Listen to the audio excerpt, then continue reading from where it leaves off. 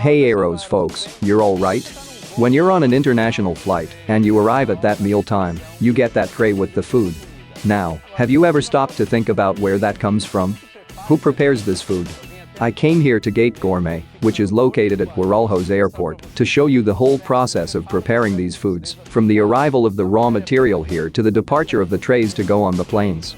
Let's see. We have already recorded in several companies here at Aero and, as always, we have to use the safety equipment. Oops, so here it is. Look what a beautiful thing it is. In addition to all the equipment, you have to wash your hands too. So let's go.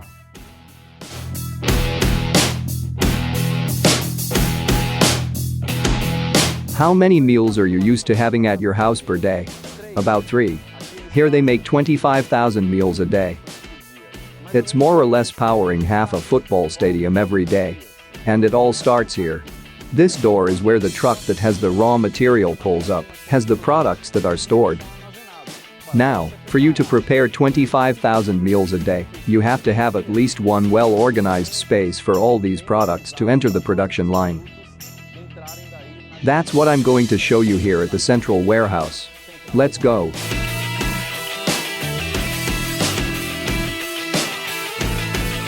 Can you imagine, when you have that closet inside your house, that you have a lot of products that could be close to expiring?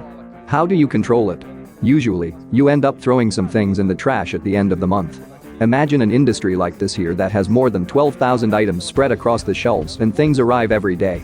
There is a quality control system here at Gate Gourmet, which as soon as the truck pulls over, they start to check the situation of the product, temperature, expiration date and start cataloging it. And then I noticed that in these boxes there is this peck with this smile here. This little peck is exactly what it says, use it first. I mean, this product, it is closer to expiry than products that have just arrived. There's a very interesting control system here, so all the shelves have a QR code, there's a code.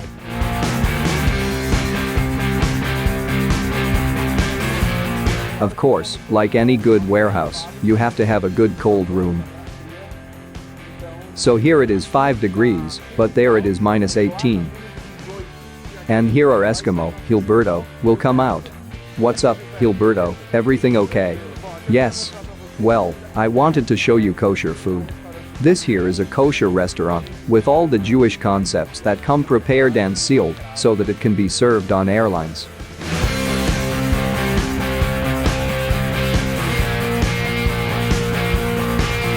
The construction of the company was designed logically so that all processes take place in parallel or in a sequence.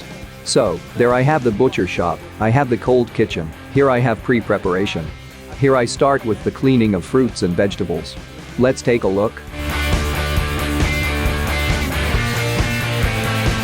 For starters, there's the wash.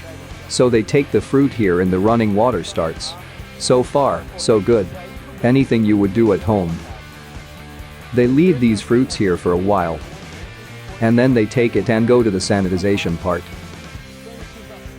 Sanitization is another type of washing with this equipment here that has chlorine and also uses a bit here. You can even feel a little different from the water.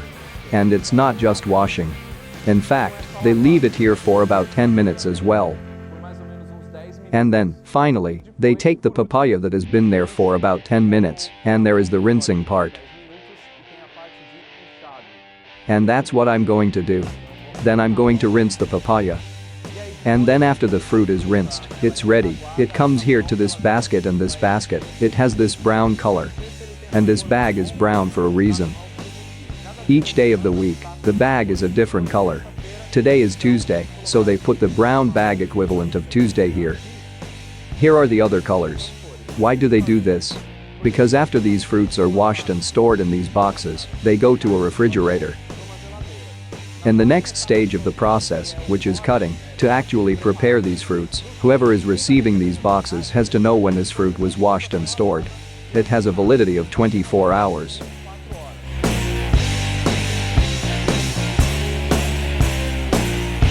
Here, in this case, she is cutting the tomato and everything is done here in this sector called the pre-preparation sector. They chop fruits, vegetables that can be used so many times in the little trays. That fruit dessert you get there with your meal. It's also the salads that come out of here and also what goes into cooking. How many boxes of these here do you make per day? More or less. For me to have an idea. About 10 boxes of these here a day. I don't even know how many tomatoes are in here. Here are some fruits, lemons, apples, and even some ginger that Jasara is preparing in these little trays, which are those little trays that are already in your flight meal kit. Well, this is the part where the meat comes from that -18-degree fridge that I showed you, and it will defrost. To then enter the part of the butcher shop where they will prepare this meat to go to the hot kitchen. Look how much ground beef is made here. Do you have any idea how many pounds of ground beef are in here? 100 kilos. 100 kilos of ground beef here. So, a damaster, he prepares the meat here according to the need for that hot dish, right? Those 100 kilos of ground beef are for the cafeteria, to feed the employees here at the company.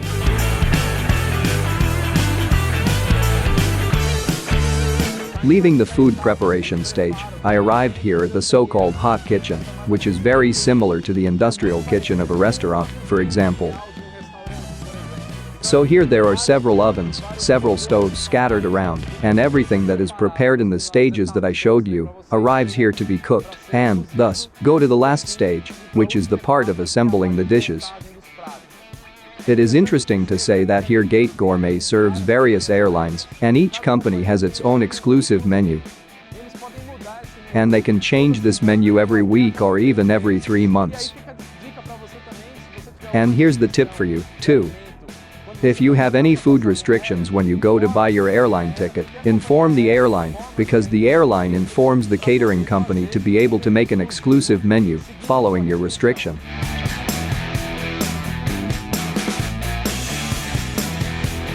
They gave me more things to protect myself here, to see the caldera.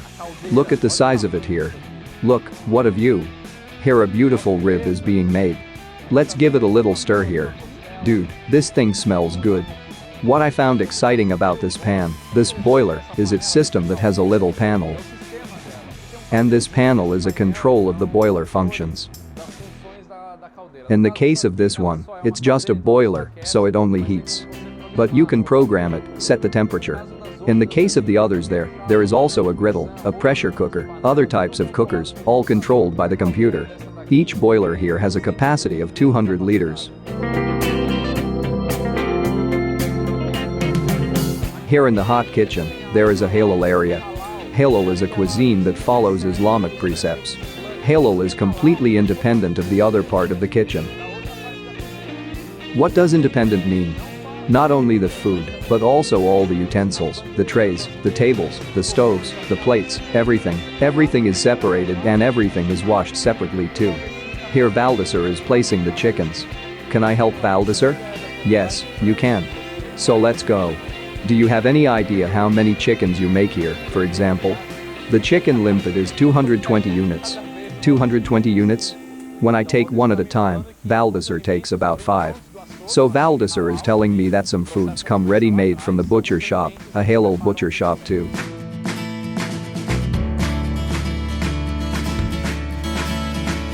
The process starts back there and some foods they prepare here too. Right next to the cooking side, which is where they cook the food, here is this cold room. In fact, all these foods, they're not going to get on a plane heated up, they're going to be cooled down. In fact, they don't even warm up to the next step, which is the assembly of the flags. All of them are already cold.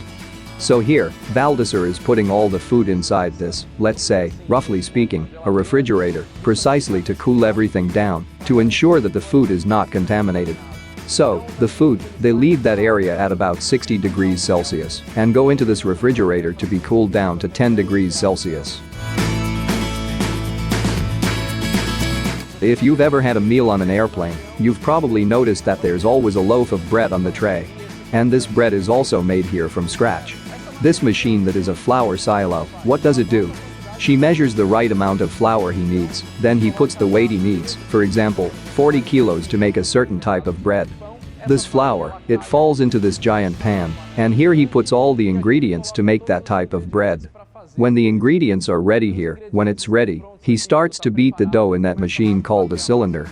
He passes the dough several times until it reaches the right consistency he requires. Then it comes to this table, where they cut the individual loaves, and it goes to the oven. In the greenhouse, it rests for a while, then goes to the oven.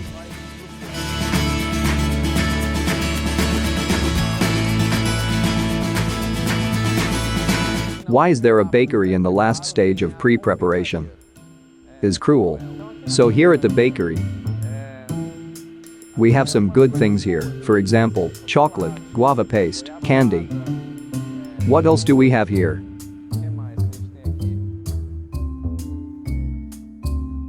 I couldn't go very far, and they told me to go back with the things, but since I couldn't take anything away, I'm going to roll up some brigadeiros here. We will see. I say that I'm going to wrap the brigadeiro as if I were an expert in wrapping the brigadeiro, right? It's not that easy to roll up a brigadeiro. It's already melting everything, too. What did you think of my brigadeiro? Is this brigadeiro worth a thumbs up in the video? It didn't happen, my brigadeiro, I'll leave you here. I'm going to the next step.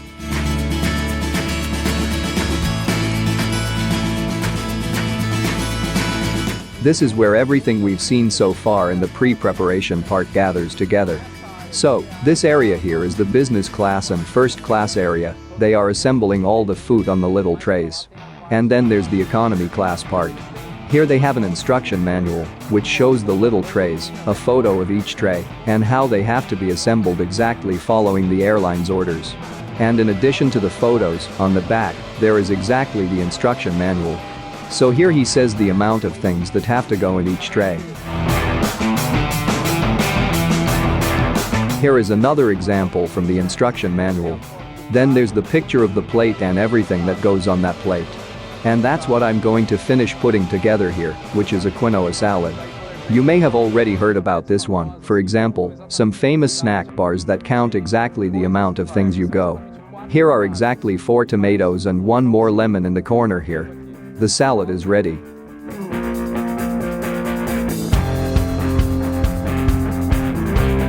This whole area here is called the making pack or the assembly area. And as I said, this area receives everything that was done in pre-preparation. Remember I said that in the hot kitchen part, the food is cooled?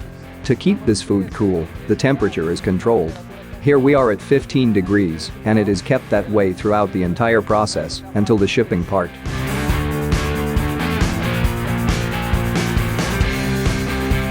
Here they are setting up the crew tray.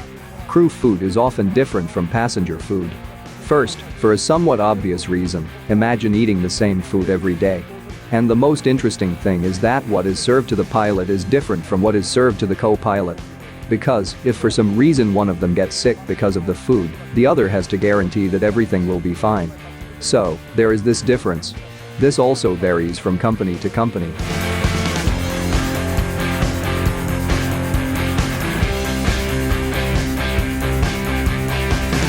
This here is the last stage of the whole process because, after assembling the trays, they come here for the shipping part. And here are the carts, the trolleys that you've probably seen inside an airplane and there. Inside the airplane, they are opened, and when there is some food that needs to be heated, they are placed inside the airplane's oven. An example of what a trolley looks like from the inside, so it starts with the already assembled tray. And have you ever noticed that when the crew goes to serve you, he finishes assembling that tray? Because this here is ready inside the trolley and up here there is the hot part, the carts. They leave here sealed because, especially on international flights, this cart leaves a place that is still Brazilian soil and goes to a plane that will probably already have everyone going through customs and immigration. So, this here is a way of guaranteeing that nothing will be put in here and arrive at the plane without anyone knowing. The truck, the container, is also sealed.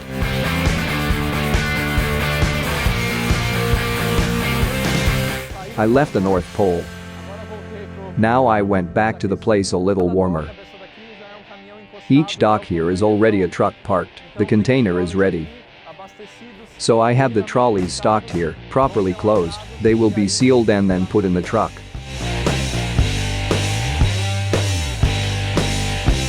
Here just so you can see what a truck like that looks like inside the container.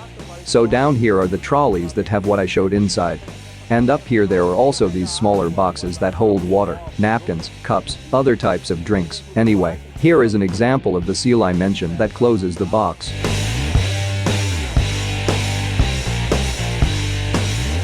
The number of trucks they have here is very large. And an airplane, it needs a truck like this to supply fuel, if it's a small plane, and up to 4 trucks like this one to supply fuel for a flight. Now, when you're talking about a plane the size of the A380, small trucks, those here are not enough. So, you need a monster like this one. Look at the size of that truck.